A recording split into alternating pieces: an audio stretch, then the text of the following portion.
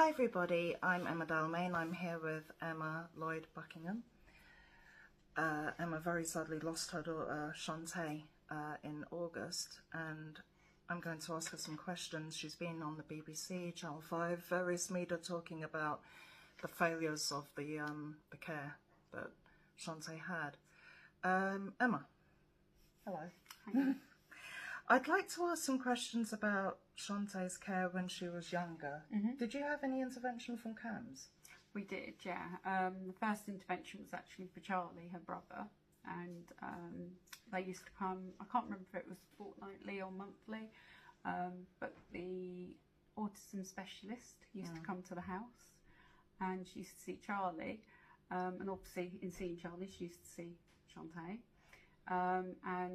Instead of picking up on Chanté's autism or being autistic, she told me that Chantè was precocious. Oh, that's helpful. So how many autistic kids have you got? 2 kids and adults. Charlie and Tay. Charlie and Chantè, yeah. Were they any help, CAMHS? Later on, much later on, when Chantè was about 13, she did start going to CAMHS, not because we thought she was autistic at that point. It was because we were having behaviour issues, mostly because she was struggling with her emotions. The school were having difficulty with her in class. She was having meltdowns. So she was referred to CAMHS then. She was assessed by 2 female doctors who did diagnose her then with being autistic, and that was that, to be honest.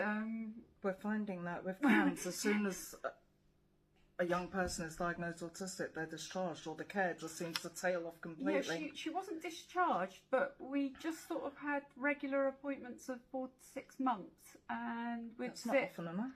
Well, we would go and we would talk about her having meltdowns at school and the problems that we were having, and then it would be okay, thank you for letting us know, and then we'd be going back in 4 to 6 months. Nothing ever really happened. So no coping mechanisms were advised, no medication was given? Not really, until, because Tay was getting quite frustrated about this, until one day we went and same thing happened, I'll see you again, and on the way home she was so frustrated. She lost the plot on the way home, and she was she was having a full-blown meltdown. So I said that we were going straight home because we were planning on going to her granddad's.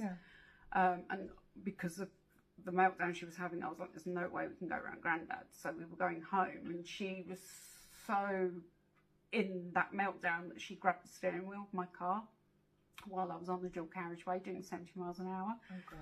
So I turned the car around and went straight back to CAMHS. Yeah. And I, if I'm honest, lost the plot. I said, I want to see the doctor again right now. That's just... And I told them what she was saying. One of the things she was saying in the car was that she wanted to punch the doctor in the face because she was that frustrated. And that's when the doctor gave her a prescription for lorazepam. Oh, I see. Not when I was telling her that she was having meltdowns and wanted to punch me in the face. Yeah, but as soon as it was a risk to them. But it was 2 tablets.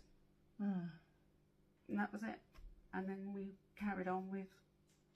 So, yeah, we didn't really have an awful lot of help at that point, no. So... How old was Tay when she died? 24. Tell me about her. She had a wicked sense of humour, the most contagious laugh. She adored animals. She was generous to a fault.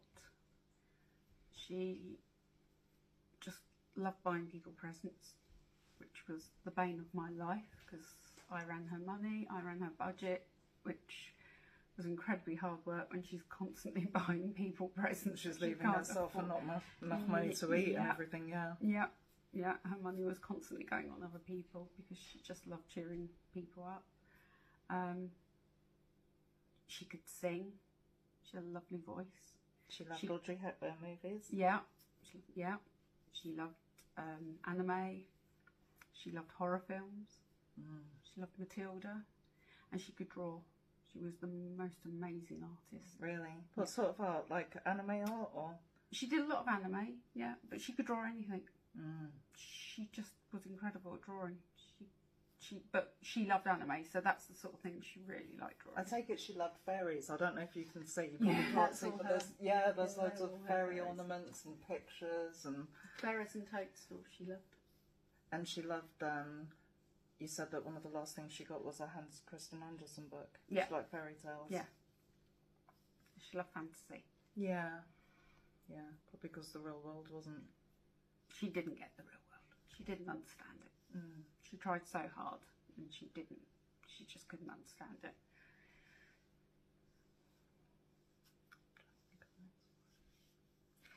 The day Tay died, you went round and were told that she'd passed. Mm-hmm. I don't want to ask too much about that day because that's upsetting. Yeah. You've got a petition. What would you want the outcome of that petition to be? Because we're going to share the link for that, so I'd be grateful if everybody could sign and share that, please. I personally, and from what I've seen from people that are messaging me from all over the country, I think that the CQC should be monitoring, regulating and inspecting supported accommodations in exactly the same way that care homes are. Can you explain to me why they don't inspect them? Well, apparently it's because they,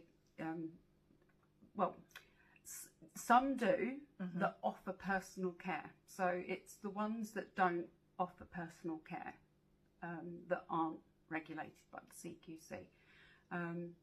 Personal care, though, to me, not having, a full in-depth explanation of what personal care is, to me, couldn't get more personal than monitoring someone's mental health, making sure that their medication isn't stored up, making sure that they're regulated and anything that they need.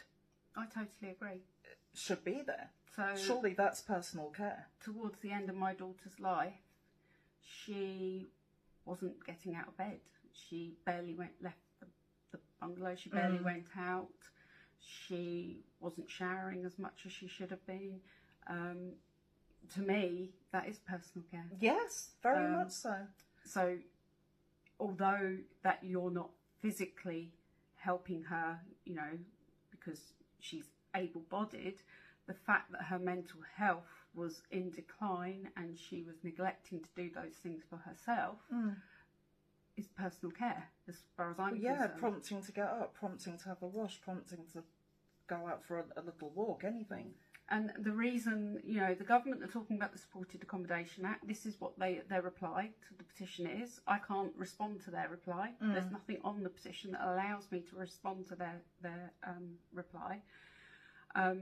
If I could respond, I would be saying to the government that the reason I don't think the Supported Housing Act is the answer is because giving the local authority more powers isn't helpful when everyone I'm talking to that are sending me messages about my petition are telling me that they don't have faith in local authorities anymore. So if they don't have faith in the local authority, they're not going to tell the local authority if there's an issue at their supported accommodation. These people are telling me that they don't have faith in their local authority. There needs to be someone else, someone new, someone they trust, that they will tell if they have a problem.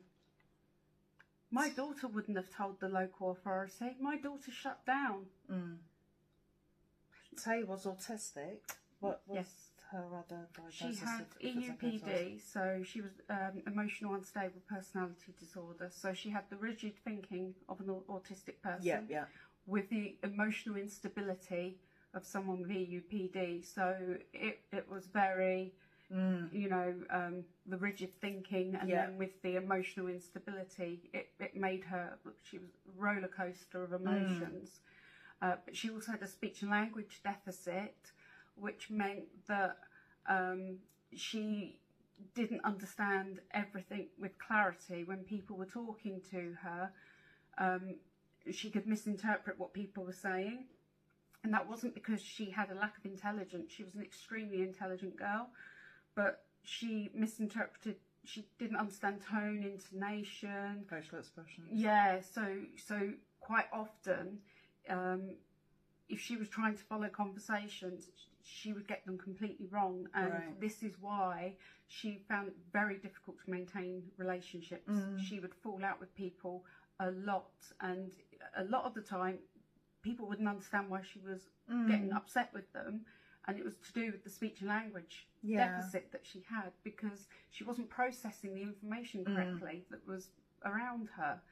And then again, you know, that just fueled the UPD, because and frustration and embarrassment and unfortunately, you know, the waiting list that she was on, so the brain and body clinic, she was on the waiting list for nearly 2 years.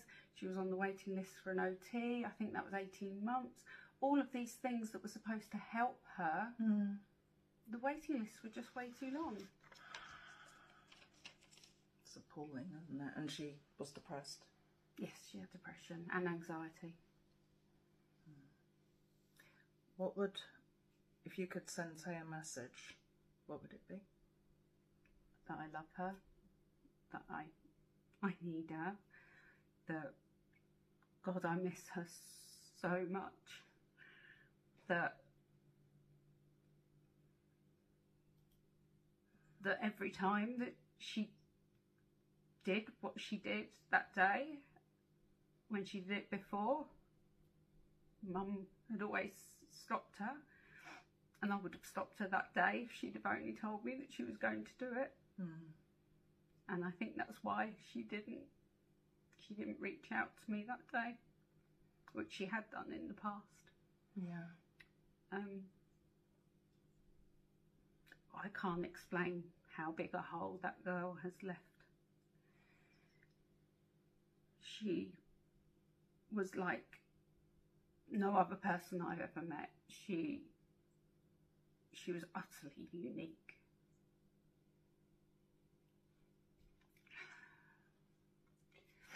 Thank you for talking to me and sharing Chantè with me. Sounds like an amazing girl. I think she was. Yeah. Please share this video and share the petition. Let's get those votes right up. Thank you. Very welcome. Thank you.